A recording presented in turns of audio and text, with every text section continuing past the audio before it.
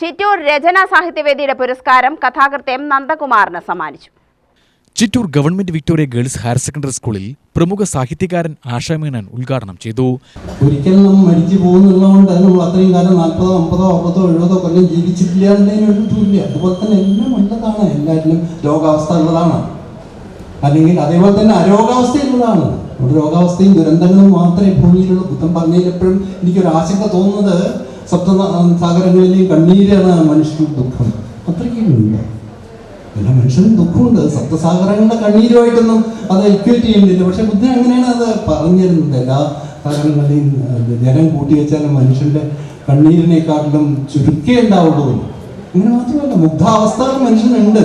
അതുകൊണ്ടല്ല ഈ രോഗാവസ്ഥകൾ മാത്രമല്ല, മുഗ്ധാവസ്ഥകളും അല്ലെങ്കിൽ ഉദാത്താവസ്ഥകളും ഉണ്ട്. അതൊക്കെയാണ് നമ്മുടെ ധ്യാനം എന്നുള്ള രീതിയിലൊക്കെ പോകുന്നത് എന്ന് തന്നെ പറയുന്നുണ്ട്.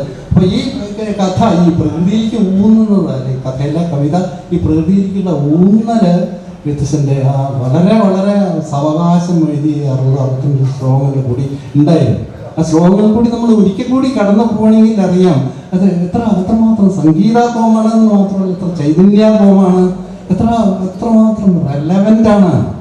രചനാ സാഹിത്യവേദിയുടെ 17ാം വാർഷികത്തോടനുബന്ധിച്ചാണ് അവാർഡ് പ്രഖ്യാപിച്ചത്.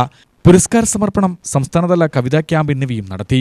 പൂച്ചകളുടെ തീവണ്ടി എന്ന കഥയ്ക്കാണ് അവാർഡ്. 77 കഥകളിൽ നിന്നാണ് ജേതാവിനെ കണ്ടെത്തിയത്.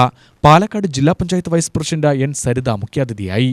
Professor P. A. Vasudevan, doctor Mohanakrishnan Kalady, കവി Jyothibai Periyadatha, doctor M. P. Pavithra, Raghunath Parali, P. M. Narayanan, Sreekrishnapuram Mohandas തുടങ്ങിയവർ സംസാരിച്ചു.